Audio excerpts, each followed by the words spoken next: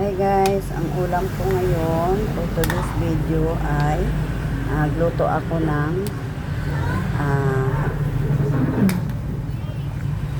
ito adobo guys. Nilagay ko na lahat, kompleto na.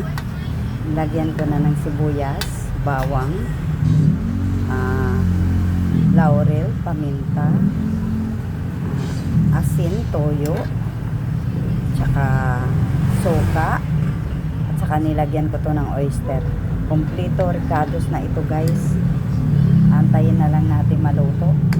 Marami sang sabaw kasi kailangan sa mga bata, pero hilaw pa ito guys. Kailangan medyo pag naluto na siya, uunti na to ang mga sabaw. Sa ngayon hindi pa masyadong kasi hindi pa siya luto. May asukal na to guys, may suka, may oyster, lahat nilagyan ko na guys, no? Yan.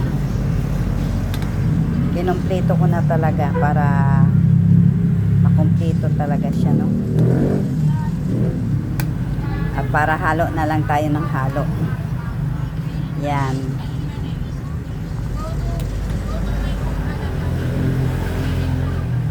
Saka ko na to titikman pagka luto na siya. Yan.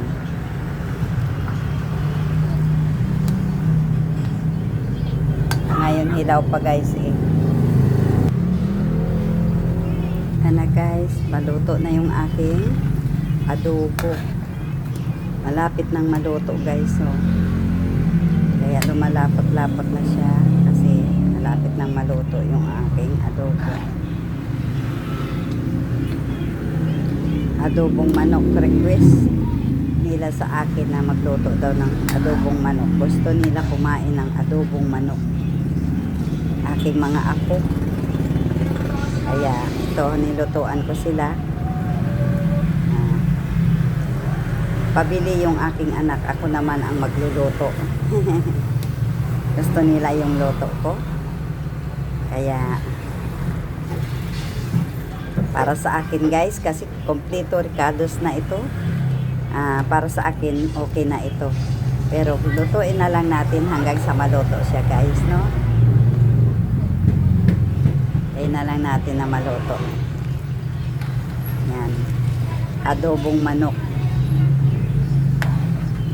Masarap ito guys, ang adobong manok, kung magaling kayo magtimpla. Yan. Sa adobong manok guys may asukal, nilalagyan ko ng asukal. Depende sa inyo guys kung sa aking 2 kutsara ito, no, na puno. Thank you for watching.